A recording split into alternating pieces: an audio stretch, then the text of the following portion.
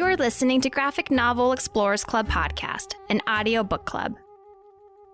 Greetings, explorers. I'm one of your hosts, Aubrey, joined by Dennis and Johnny. Today we are discussing Omni, issues 1 and 2, by writer Devin Grayson and artist Alitha E. Martinez. We hope you've read today's title because all three of us have read the books, so beware, spoilers ahead.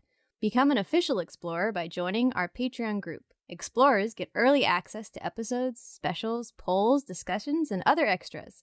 Graphic Novel Explorers Club is available wherever fine podcasts are found, including YouTube, so be sure to subscribe and leave a review. That's right, explorers. Today we're looking at Omni issues 1 and 2, story by Devin Grayson, art by Alitha E. Martinez for issue 1, and then art by Martinez, Meredith Laxton, and Chris Elapoulios for issue 2. Chris, I apologize if I butcher your noise. It's a badge of honor if we butcher your noise on this podcast. Noise? Noise butcher. It's like a cool punk rock band. It's also a badge of honor if I don't know the word name.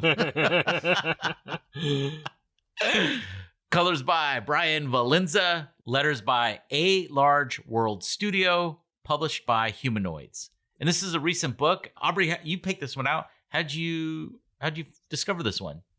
I honestly just Googled graphic novels by people of color.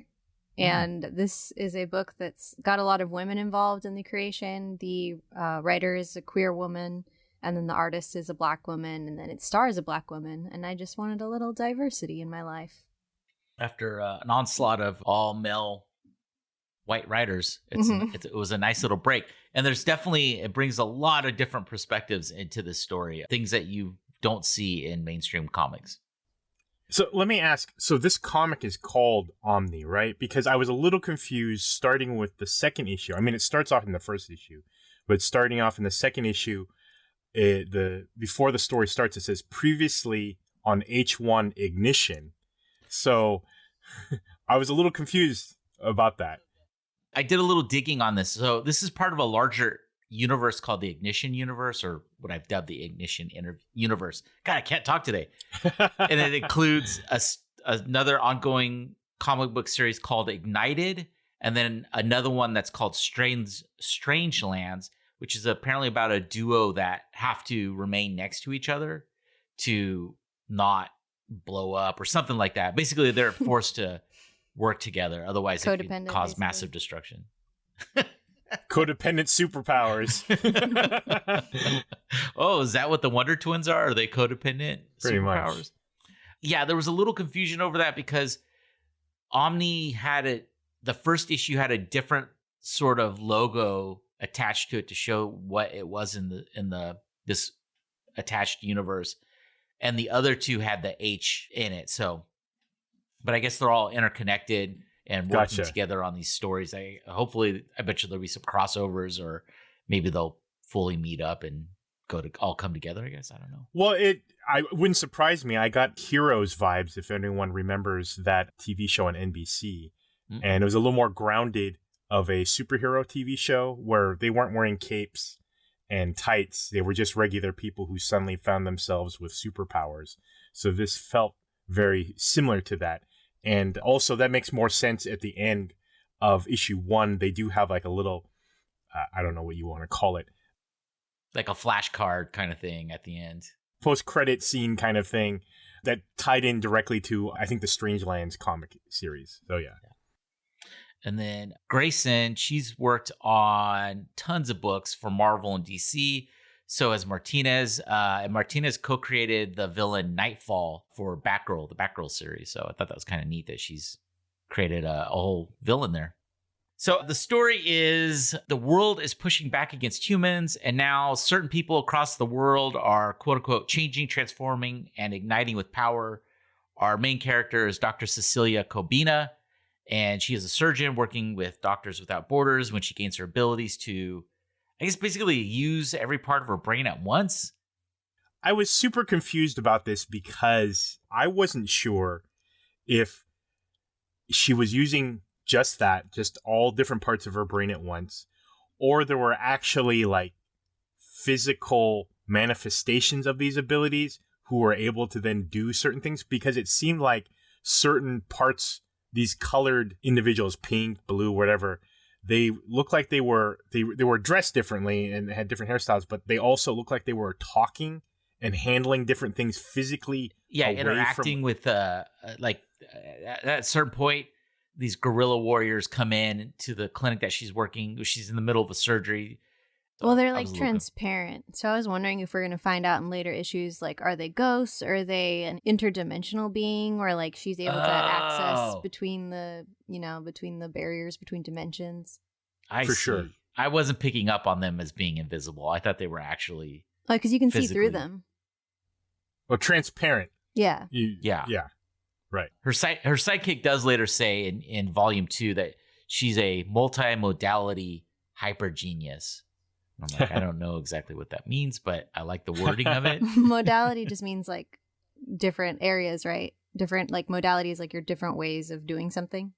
Because each different, I don't know, transparent genius, however you want to describe it, seemed to have a different specialty. You know, some were just numbers driven, some were analyzing emotion and physical characteristics. Yeah, it all breaks down to like emotional intelligence, mathematical intelligence. Like there's these different components that she's now hyper aware of and can use her brain to help her and others. So she's got all of them. So she's like the Avatar, and the rest of them are like five. Right. Yeah. Or, yeah. But although it confused me also again, and you know, maybe it was just dumb me, but so when they accidentally caused a bus accident, she seemed to know the injuries of all the people who were in the vehicle, and I wasn't sure if like she was able to psychically read them, X-ray vision, or using some sort of crazy probability and calculating, okay, I happen to see 2 people in these certain positions and this vehicle was going at this rate of speed. Chances are this is what happened to them and this is how they got their injuries. Because she seemed to know that someone had like a broken wrist or what have you. Yeah, well, it's definitely not X-ray vision, but I think she's getting messages of some kind because it'll literally like pops up like a text message on the screen. She's like, broken arm or whatever. Right, yeah, I think that's I don't think she has any physical. I don't think she has gained at this point in the story any physical abilities. It's all mental, and I think she's just so intelligent. She deducts, and she's a doctor on top of it, a physician, that she could tell just by looking like, oh, that person has a dislocated shoulder, but this person actually broke their wrist, and they need, she can just extrapolate all this information and then put it to use. No, see, I think she's getting it like from their brains, and like she's able to interpret the data from their brains in a way that like they wouldn't be able to themselves because they're not doctors. So she's almost like Professor X ability to like that's what I think read minds. Some kind of like psychic emotional thing. Oh, okay. I was not picking up on that at all. Well, and also going to the beginning part of the story, how did you guys feel? I'm still going back and forth if I felt that's the way I wanted the story to start, but they kind of have exposition right at the beginning, sort of Star Wars like, right? Where it's like, this is what's happening in the world. We're calling it ignitions. Here's our character, and then jump right to it. I wasn't sure how I felt about that. Like I said, it works in Star Wars. Did it work here? I'm not saying either way because I still need some time to kind of mull over it. But in some ways, I felt like, well, I kind of wanted to go just naturally. But then at the same time, by giving me this exposition, I kind of get a good framework of what I'm working with. I'm not questioning like, well, I don't get this, I don't get that. I kind of just right off the bat have a little summary of what the world's like, and now we can jump into the story sort of thing. Well, I felt the intro, both in the Star Wars crawl type introduction and the opening scenes, were very cinematic, and I did feel like they would have worked better in a film format. But I guess like you, I haven't decided whether I like really liked or disliked them, but just that I had the thought like this would be a good movie. I'm not sure if it's great in book format. Right. It seems weird in book format. Like in a second issue, I can see that, like a recap. Mm-hmm. Hey, by the way, you missed this stuff. But here it's like, did I miss something? It feels weird to have that. But yeah, you're right. It is very cinematic where you could hear the voiceover or something like that. This feels like it's geared towards a younger reader than us. Like this feels like middle school readers. So I think maybe that's why you just are told exactly what's happening in the world instead of her, because she doesn't. Cecelia, our protagonist, just seems to know right away what's going on. She doesn't. There's like no journey of discovery of like, oh crap, I've got these powers. Now what? What's going on?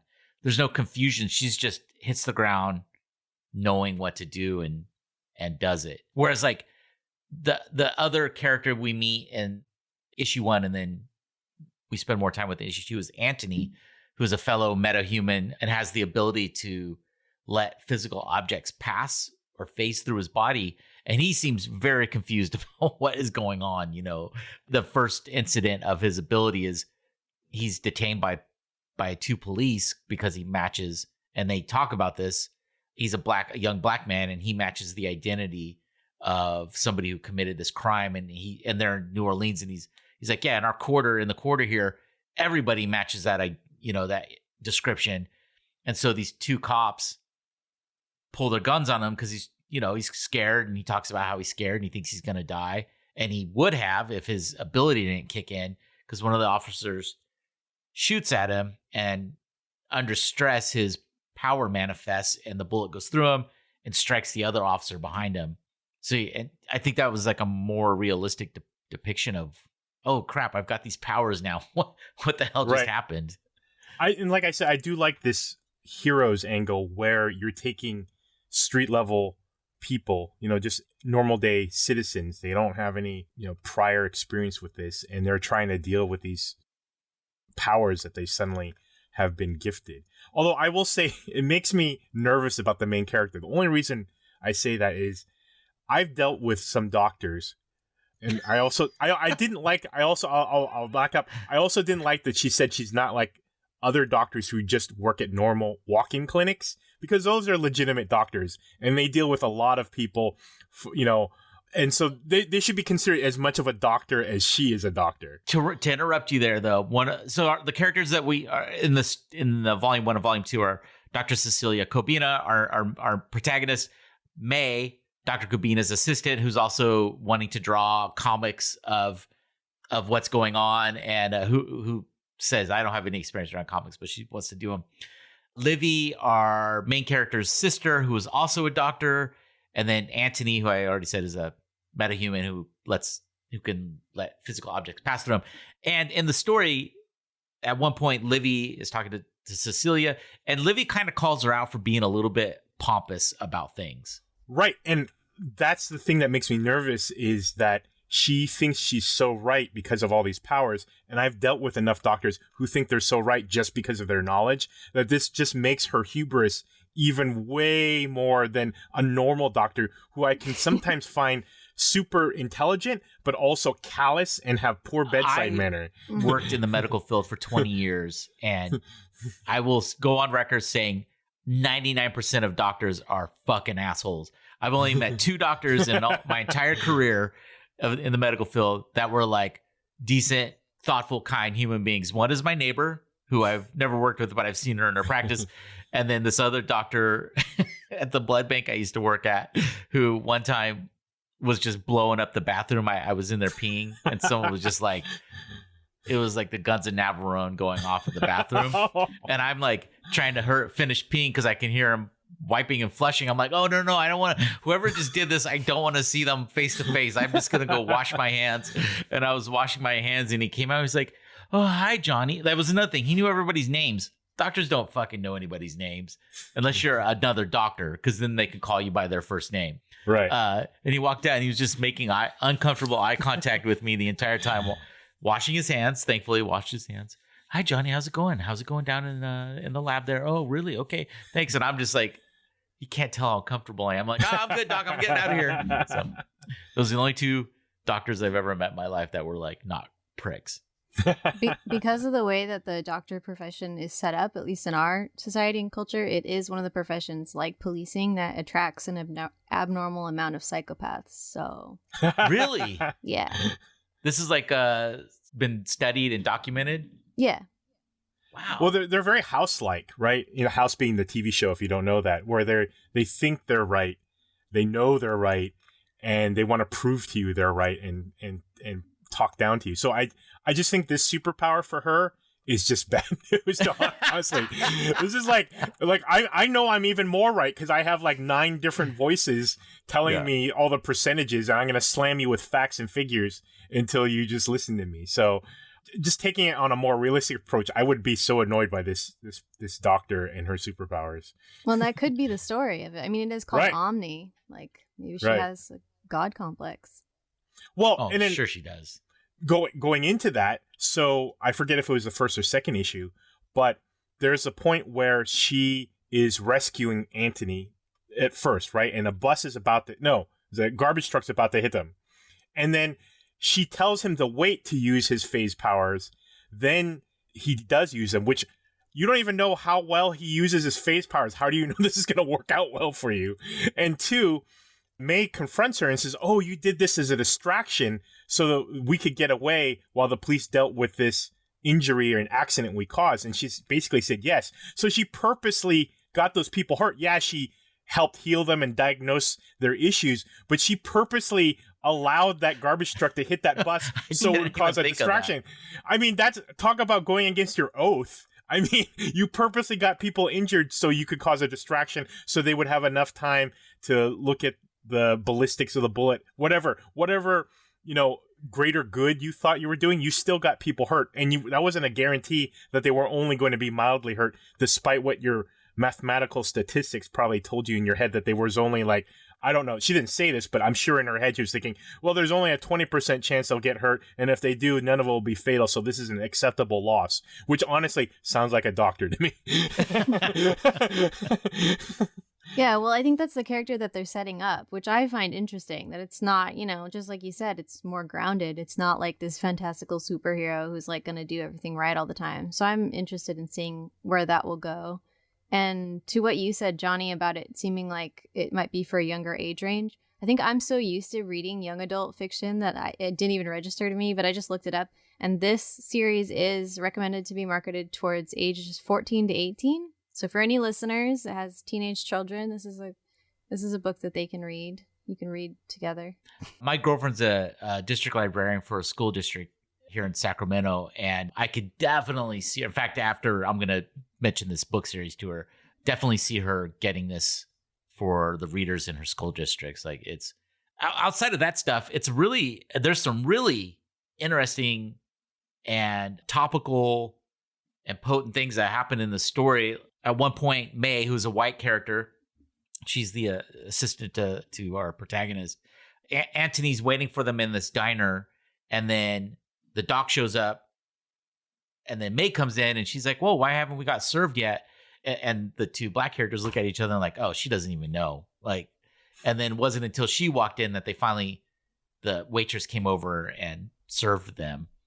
Yeah, there's cool moments like that are kind of highlighting those differences that I think would be great for kids to see. And the other thing that I wanted to say about May in response to what Dennis said about the main character is that May is kind of there to help balance that out, because May is, has kind of more heart and is more of a comical character.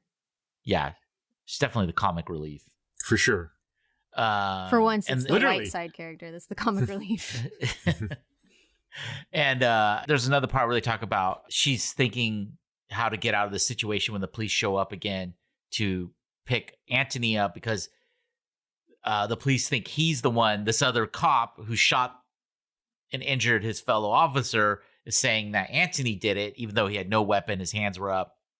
And the doctor calculates and knows the stat that like police are less likely to be violent in front of a white woman. So like there's like these little things sprinkled in here that are it's very powerful information, but it's not like hitting you over the head. It's just subtly dropped in there with the flow of stuff, with the flow of the story. I did notice one small goof though. This was just an art goof. Was when lettering goof? Well, no, it wasn't lettering goof. So what happened? There's a lettering goof in there too. When the bad cop goes in there and wants to confront Anthony, and they're arguing, etc., and this is before Anthony had revealed his powers in the interrogation room. They actually had a panel where I was confused at first because I was like, wait, is the cop black? Because there was one part where the dialogue for the cop is coming from behind what is Anthony's character model, and shirt, because it's a white shirt and dark skin. It's coming from him, but it's the cop's dialogue. I was like, I had to go back and forth. I was like, wait, I thought the cop was a racist white cop, and it turned out they just mildly goofed on which character was speaking in that particular panel. It's not a big thing, but it confused. I'll tell you, I had to go back a few times. I was like, wait a minute, who's who? That's like back when the Transformers Generation 1 cartoon was on, and every once in a while there'd be a goof, like Starscream's leg would be all black for something, or like they'd be picking up energon cubes and you could see through like the chest. Some artist didn't block something out that should have been blocked out. I always like when I would catch those little things on the 80s cartoons when I was a kid. I will say it does have good lessons. It's just I wouldn't want this challenge for myself, and it's very hard for them to navigate, because you're taking real life social situations and challenges and things that can happen to people, especially POCs, but you're also not wanting to drag the whole story down, right? There's certain beats you have to hit. You have to complete things in the issue. And so, like, the police thing kind of resolved itself pretty easily. And honestly, I don't think it would have been that easy and nice, and it wouldn't have been just the one stereotypical racist cop who was the issue. But they kind of neatly packaged all that up, and we're on to our another town, everything resolved. I mean, it's just like any TV show, right? I mean, that's how they have a problem that's much more complex in real life, but they kind of just quickly resolve it within that issue, and then they're on their way. I don't know. I think the writer Devin Grayson, she's doing a really good job of balancing like social issues with this also just a superhero story. That's also, it seems down the road it's going to delve into environmental issue that's that's causing, because as she's starting to figure out the environment, like they're prepared, the world is basically clapping back at humans for wrecking it, and she doesn't know if these powers are starting to manifest in people as a reaction to that, either good or bad. Like, is it to plan for something that the Earth is doing, or is there some outer force that's coming down to Earth that we have to respond to? So I don't know. It's a lot of finessing to do, like the social issues plus these great like comic book issues. I guess that's the thing for me. And like I said, it's not a critique necessarily on her. It's like I applaud her for what she's doing. It's just, when it's a comic book world, it's easier for me to hand wave certain things. Like, oh yeah, the cops just are going to let the Punisher walk away, of course, because it's in the Marvel universe. But when it's intermingled with a more realistic, grounded kind of setting, sometimes part of me is like, well, that's not how it really would happen. And so when you kind of get too close to reality, but have like superhero answers to it, it kind of creates like it's hard for you to suspend your disbelief. Yeah, exactly. So, right. I mean, like I said, I think it's good to approach these things, and I think it's a good topic. It's just sometimes for me, it causes me to pause. Like, well, I think if they saw these powers happen, well, and we've seen it in other shows. Like, I don't know how widespread this ignition is, but you would think people would freak the fuck out and call the FBI or the X-Files or something if they saw some dude who managed to break free of his cuffs or whatever. And there was no consequence, like, oh, well, she was really nice about it, but there was no consequence for the police officer who fired the shot. Well, it was an accident. It wasn't an accident. He fired the gun, and just because Anthony was able to phase out of reality or whatever, he hit his partner, but it wasn't an accident that he fired it. He purposely fired it, so there should have been a whole thing about that. But once again, that's where when you try to get too realistic, sometimes I'm like, wait, what about this stuff? Well, that reminded me of something you said earlier about the comment about the walk-in clinics and how that was kind of a dig and sort of like a rude dig. But when I read that, I just assumed that this is taking place in the future, first of all, and then second of all, in an alternate universe, like an alternate universe dystopia. So I assumed that like they're saying like, oh, in their world, walk-in clinics have like some shady reputation. And then also in their world, I would assume that like police work a little differently, although like as long as it has the same similar origins, it's always going to be, this like power struggle type of thing. Right, totally. Yeah, and then that's very true. We don't know the whole world and exactly what what it's like in this world. I guess we have to read all of the Ignition. Yeah. Yeah, and I think there's, as of this recording, I think there's 6 or 7 issues out with this comic book series, Omni. Well, overall, what'd you think, Aubrey, of the book? I really liked it. I felt like it's really just starting and hasn't really gotten its feet yet. So I'm really interested to see what happens next, because I think the characters are pretty compelling. I think the main protagonist being not a necessarily upstanding, likable person, but still being a very strong person and a Black woman as a main character is a very interesting and intriguing character. And then her dynamic with her partner, who is the comic relief, was also something that wanted me to keep reading and see more of what happens between them. And Dennis, what about you? Yeah, I really liked it. And, to jump on what Aubrey had said, honestly, the protagonist of a book doesn't have to be likable. I mean, Batman is an asshole 24/7. He's a jerk. And Trust he has fund, baby. Yeah, and he creates plans to basically take down his friends should he think they're out of control. Like, he's judge and jury. So, I mean, having an asshole as a protagonist isn't something new. And so, for her to be kind of a jerk isn't a problem for me. I think it's great that the subject is dealing with. I think it's really good. Like I said, it reminds me a lot of Heroes, and not in a bad way. Heroes kind of got weird near the end, but what I loved about Heroes in the beginning, what I love about this one, is that it's taking everyday people, and there's not some overall Professor X who can go, oh, you don't understand your powers, but I do, and then takes them into a superhero academy and is able to craft them in some danger room and focus their powers. No one knows what the fuck they're doing. Everyone's confused, and the world and the people who are getting these powers are having to deal with the fallout of suddenly these metahumans. And it's interesting because it's not all going to be rosy pictures, as the doc explains. Some people who have been traditionally oppressed are suddenly going to find themselves with more power, and what's going to happen there? It's not always a good thing, where suddenly, they feel like they want to strike back at the people who have oppressed them, and how they strike back or what they do is going to be kind of a moral challenge for those characters themselves. So I think it's approaching it pretty smartly. Yeah, I thought that was an interesting thought about, it's like, what if the wrong, what if a group of people gets this and the other group that they hate doesn't get it? Now what happens? What's going to happen if they get one of these powers? So, which is like, yeah, I didn't even think about that. Like, imagine if the Proud Boys got, Oh, right. God. all got powers. Like, oh God, what kind of world would we be dealing with here? So, You know what that just made me remember? There was a viral tweet that became like a meme thing a couple years ago, where it was like people saying, it was Black people saying, like Black Twitter saying, on December 12th, I think it might have been 2020, they said all Black people are going to get superpowers. Only Black people will just get superpowers. And there's like all these memes based on it. So maybe this comic book is that. Oh, they were doing some I can't even think of the word, like God, I can't even think of the word. Never mind, let's just move on. I'm an idiot today. Pirate God, I'm an idiot. I can't think today. I'm sorry, everyone. Okay. This will be my last episode.